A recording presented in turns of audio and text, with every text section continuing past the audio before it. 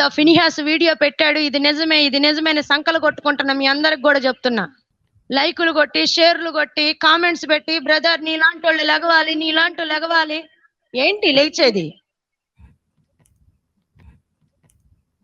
కొంతమంది నాకు కౌంటర్ ఇస్తూ నన్ను సపోర్ట్ చేసే వాళ్ళని తిడుతున్నారు.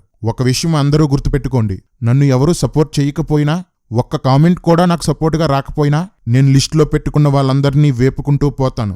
నాలాగా సంఘం విషయంలో బాధపడుతున్న వాళ్ళు, రోషం కలిగిన వాళ్ళు సపోర్ట్ చేస్తారు, నచ్చని వాళ్ళు తిడతారు. ఎవరిష్టం వాళ్ళదే. నన్ను వ్యక్తిగతంగా ఎవరిని తిట్టినా నేనేమీ అన్నాను. వాళ్ళకి ఏదైనా సలహా ఇస్తానేమో గానీ సెటైర్ వెయ్యను. ఎందుకంటే నేను ఈ వీడియోని సంఘంలో మార్పు కోసం చేస్తున్నాను, పొగడ్తల కోసం కాదు. ఎవరెంత తిట్టుకున్నా ఏం పర్లేదు, కానీ వాక్యాన్ని వక్రీకరించి మాట్లాడితే మాత్రం. దైవజనురాలుగా నేను ఈ విషయాన్ని ప్రేమతో తెలియచేస్తున్నాను. నీ అక్కకో, నీ చెల్లికో, నీ అమ్మకో ఇలా చేస్తే గుండెలు. నా ఇంటి ఆడవాళ్ళెవరైనా సభ్యత లేని బట్టలు వేసుకున్నా, ముఖాలకు రంగులు పూసుకున్నా, ముసుగులు మానేసినా, నోరు మూసుకొని ఊరుకోవడానికి ఈ మేకప్ రాన్ల మొగుళ్ళులాగా అన్నదమ్ముల్లాగా నేనేమీ దద్దమ్మను కాదు, ఆడంగవాణ్ణి కాదు. నా వాళ్ళు తప్పు చేస్తే ఫోటోషాప్లో కాదు, డైరెక్ట్గానే గీసి పారేస్తాను. ఇప్పుడు మహానటి శిరీషక్కకు కౌంటర్ ఇద్దాం. మహానటిని ఎందుకన్నానంటే, పైకి అన్నా తమ్ముడు ప్రేమతో చెప్తున్నానంటూ కబుర్లు చెప్తూ మా మీద శిక్ష పడే అవకాశాలున్నాయని చెప్పగానే చూడండి, వీరి మీద శిక్ష ఉంటది, వీళ్ళకి ఫైన్ కూడా ఉంటది అని చెప్పినప్పుడు నాకు చాలా సంతోషంగా ఉంది. అబ్బబ్బబ్బా ఎంత ఆనందం! అందుకే మహానటి అన్నాను. ఫినిహాసు, ధైర్యం ఉంటే ముందుకొచ్చాయి. ధైర్యం లేదన్నావు కదా, నువ్వు వీడియో పెట్టి కామెంట్లు కేవలం నువ్వు ఎప్రూవ్ చేసినవే కనిపించేలా సెట్టింగ్ చేశావు. ఎందుకని? ఎవరు ఏమడుగుతారో అని భయం, ఎవడే తప్పులు వెతుకుతాడో, నీ గురించి ఏ విషయాలు బయట పెడతాడో అని భయం. అలాంటి నువ్వు నాకు ధైర్యం కోసం చెప్తుంటే సతీష్ కుమార్ ధనాపేక్ష కోసం ప్రసంగం చేసినట్లుంది. కంటిన్యూ. తోలు బొమ్మలు ఆడించుకునే వాళ్ళు బొమ్మలైతే కనిపిస్తాయి, కానీ మనిషి మాత్రం తెర వెనకాలే ఉంటాడు. నాకైతే అలా అనిపిస్తుంది. కరెక్ట్ అక్క. మనుషుల్లా కాక షోకేష్లో బొమ్మల్లా తయారయ్యే వాళ్ళని బొమ్మలాట ఆడించడమే నేను చేసిన పని. కరెక్ట్. అదే మొదటి కొరింథీయులకు రాసిన పత్రిక 11వ అధ్యాయము 15వ వచనం. స్త్రీకి తల వెంట్రుకలు పైటి చెంగుగా ఇవ్వబడిన కనుక ఆమె తల వెంట్రుకలు పెంచుకునుట ఆమెకు ఘనము.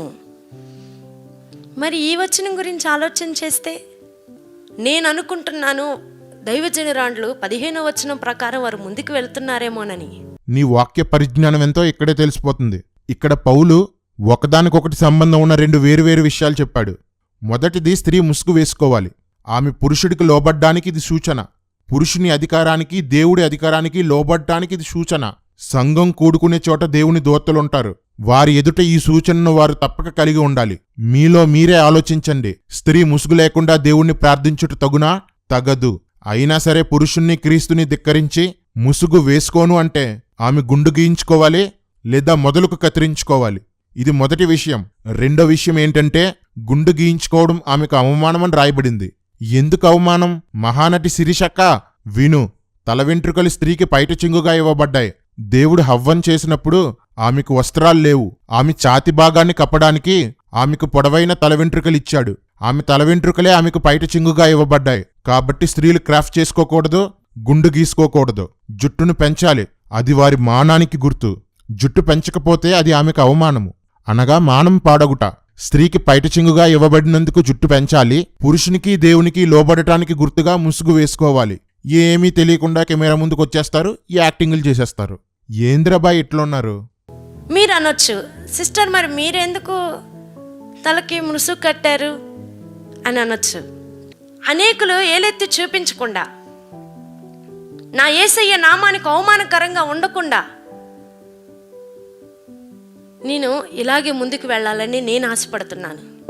అక్క, నీకు మైండ్ ఉందా? ఇంట్లో వదిలేసి వచ్చావా? ముసుగు వేసుకోకపోతే యేసయ్య నామానికి అవమానం వస్తుందని చెప్పేది నువ్వే. వేసుకోలేని వాళ్ళది తప్పు కాదని చెప్పేది నువ్వే. వీళ్ళు దేవుణ్ణి అవమానిస్తే బాధలేదు, కానీ వీళ్ళని అవమానిస్తే నీకు బాధొచ్చేసిందా? నువ్వే కాదక్కా, బ్రతుకు తెరువుకు బాధ చేసే ప్రతి ఒక్కరూ నీలాగే. క్రీస్తు నామానికి అవమానం వస్తుంటే ఏ బాధ ఉండదు, అవమానం తెచ్చే వాళ్ళని ఖండించడమూ ఉండదు. స్వార్థ సేవకులారా, దేవుడు తన నామానికి అవమానం రావడం చూస్తే బాధపడతాడు. ఆయన నామం అవమానం నుండి విడుదలై పరిశుద్ధపరచబడాలని ప్రార్థన చేయమన్నాడు. ఏనాడు ఆయన బాధ గురించి ఆలోచించని మీరా నాకు చెప్పేది? వారు ముసుకేసుకోకుండా దేవుని నామానికి అవమానపరుస్తున్నారని నువ్వంటున్నావు కదా, మరి వాళ్ళకు గుండులు చేర్చి నువ్వు కూడా దేవుని నామానికి అవమానకరంగానే చేస్తున్నావు. మహానటక్క, వాళ్ళకు గుండ్లు గేస్తే దేవుని నామానికి అవమానం కాదక్క, దేవుని వాక్యానికి నెరవేర్పు.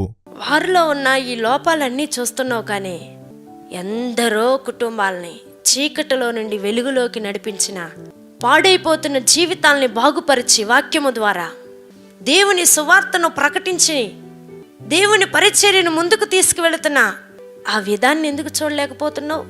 ఎలగెలగా చీకట్లో నుండి వెలుగులోనికి కాదు, చీకట్లో నుండి కారు చీకట్లోనికని చెప్పు. యేసుని నమ్మేలా చేస్తే వెలుగులోనికి వచ్చినట్లు కాదక్క, యేసులా తయారు చేస్తే వెలుగులోనికి వచ్చినట్లు. వీళ్ళు యెజబెల్లా తయారు చేస్తున్నారు. దైవజనుడైన ఎలీషా బోడివాడా అని పిల్లలు ఎగతాళి చేస్తున్నప్పుడు, ఆ యొక్క స్థితిని బట్టి దైవజనుడైన ఎలీషా బాధపడుతున్నప్పుడు, ఆ బాధను చూసిన దేవుడు 2 ఆడ ఎలుగు బంటులు వచ్చి చిన్న పిల్లలని కూడా చూడకుండా వారిని చీల్చివేసింది.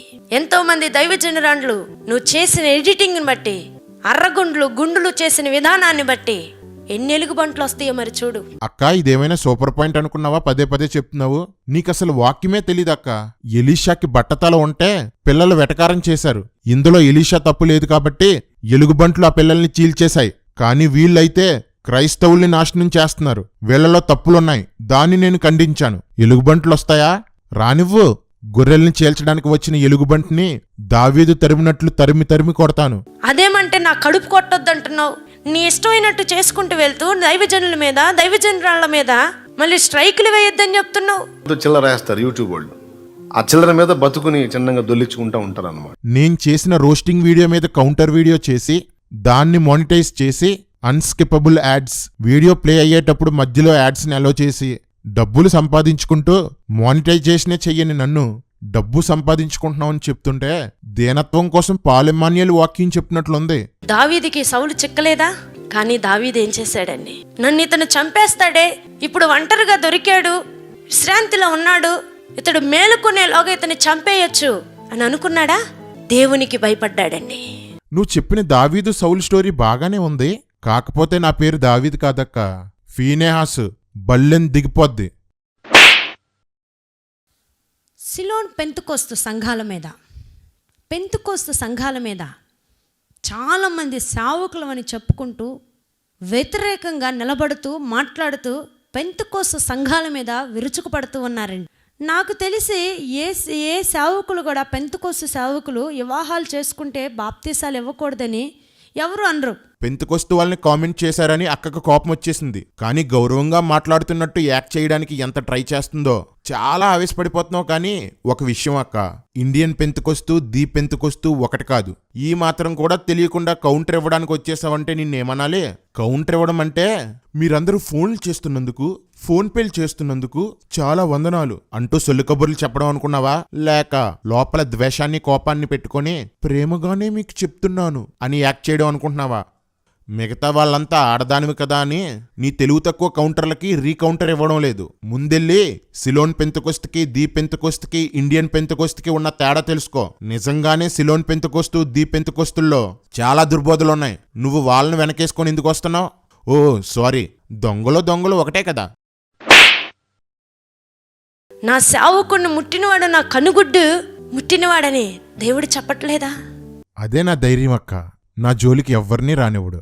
మన అలంకరణ విషయంలో అక్క, ఫ్లోలో అలంకరణ అనేసావు, ఎడిటింగ్లో తీసేయ్. మన వస్త్రాలు అని కూడా అనేసావు, ఇది తీసేయ్. ఎందుకన్నా? ఎందుకంటావేంట్రా? అక్కకి ఒళ్ళంతా బంగారమే. కెమెరా ముందుకొస్తే పట్టు చీర కట్టాల్సిందే. మన యొక్క అలంకరణ, మన రంగులు అవి అడ్డుపడకూడదని నేను బాధతోనూ మీ సహోదరిగా నేను తెలియచేస్తా ఉన్నాను. అక్క, నువ్వు ప్రేమతో బాధతో చెప్తున్నానన్నావు కదా. కనీసం ఈ యెజబెల్ సేవకురాళ్ళు పెంచుకుంటున్న కుక్కపిల్ల కూడా నీ మాట లెక్క చేయదు. వీళ్ళకి రోస్టింగే కరెక్ట్ అక్క. మహానటి శిరీష్ అక్క, సేవకుల్ని దూషించకూడదు, వారిని గూర్చి ఏమీ మాట్లాడకూడదు, వాళ్ళకి తీర్పు తీర్చకూడదు అని లెక్చర్లు ఇస్తున్నావు కదా. రెడ్డను నువ్వు క్రైస్తవ్యానికి పట్టిన పేడ అన్నావు. వీళ్ళు బోధకులు కాదు బాధకులు అన్నావు. ఏ రెడ్డనకి చర్చి లేదా? ఆయన సేవకుడు కాదా? సేవకుడు ఎలా ఉన్నా ఏమీ అనకూడదు కదా. పురుషుడు ముసుగు వేసుకొని మాట్లాడకూడదనే కనీస విషయం కూడా తెలియని మీ బావగారైతే దైవజనుణ్ణి తిట్టిన మిరియాముకు కుష్టు వచ్చిందని వాక్యాలు చెప్తూ, మరోపక్క పాల్రాజు గారిని, 2 సంఘాలకి పాస్టర్నైన నన్ను ఇష్టం వచ్చినట్లు తిడుతున్నారు. మీరేం చేసినా నోరెత్తకుండా విశ్వాసులు మీ చెప్పు కింద పడి ఉండాలని ఇలాంటి బ్లాక్మెయిల్ ప్రసంగాలు చేస్తున్నారు. దొంగలు ఒకటే అన్నట్టు మీరిద్దరూ వెళ్ళి చేగోడిని కలిశారు. సిస్టర్ గా చెప్తా వచ్చారు, శిక్ష ఉన్నది, వీరి మీద శిక్ష ఉంటది, వీళ్ళకి ఫైన్ కూడా ఉంటది అని చెప్పినప్పుడు నాకు చాలా సంతోషంగా ఉంది. శిక్షలు త్వరగా అమల్లోకి రావాలని సేవకురాలుగా నేను ఆశపడతా ఉన్నాను. మహానటక్క, కంగారు పడకు, నువ్వు కూడా మార్ఫింగ్ చేసావు కదా, నీ మీద కూడా కేసు వేస్తాను, నీకు కూడా ఇదే శిక్ష. అందరూ ఒకే జైల్లో కూర్చొని అప్పుడు చేసుకుందాం డిబేట్. మీరే పెద్ద గజ్జి దొంగలు, మీకొక లాయరు, కెమెరాలు, లైవ్ డిబేట్లు. దొంగలముట మీరు సెక్షన్ల కోసం శిక్షల కోసం మాట్లాడుతుంటే జాన్ వెస్లీ తెలుగు భాష గొప్పతనం కోసం వాక్యం చెప్పినట్లుంది. నేను ఇలా అన్నానని వీడియోలు గాని డిలీట్ చేశారు గనక ఆల్రెడీ నేను స్క్రీన్ షాట్లు తీసుకొని డౌన్లోడ్ చేసుకొని రెడీగా పెట్టుకున్నాను. ఇలా తెరచాటు విషయాలు దేనికండి? తెరమరుగుగా ఉండి వ్యక్తి కనబడకుండా. భయ్యా ఒకసారి ఆగు. పురుషులు తల మీద ముసుగు వేసుకోకూడదని కూడా తెలియని నువ్వు కూడా కౌంటర్ ఇచ్చేయడమే. ముందెళ్ళి ముసుగు తీసి కనబడు. ఈరోజు జాషువా గారు కూడా మా పక్షాన ఉండి చక్కటి ఏర్పాటును చేశారండి. ఇశ్రాయేలు ప్రజల పక్షాన ఎలాగూ నాయకుడైన మోషే ఎలాగూ నిలబడ్డాడో ఈరోజు మిమ్మల్ని అందరినీ చూస్తుంటే మాకు అలాగే ఉందండి. ఎవరు చేగోడితో నన్ను పోల్చింది? ఎవరు?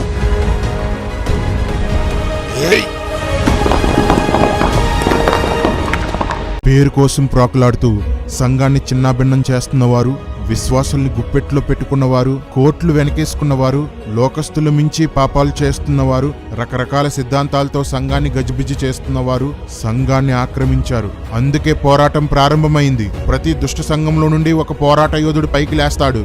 ప్రతి స్వార్థ సేవకుని సంఘంలో నుండి ఓ ప్రొటెస్టెంట్ లేస్తాడు. పోరాడతాం, మమ్మల్ని చంపగలరు గాని మార్పును ఆపలేరు. మళ్ళీ ఆదిమ సంఘ రూపులోనికి అంత్యకాల సంఘాన్ని తీసుకురావడానికి, నా ప్రాణాన్ని పోగొట్టుకోవడానికైనా నేను సిద్ధం.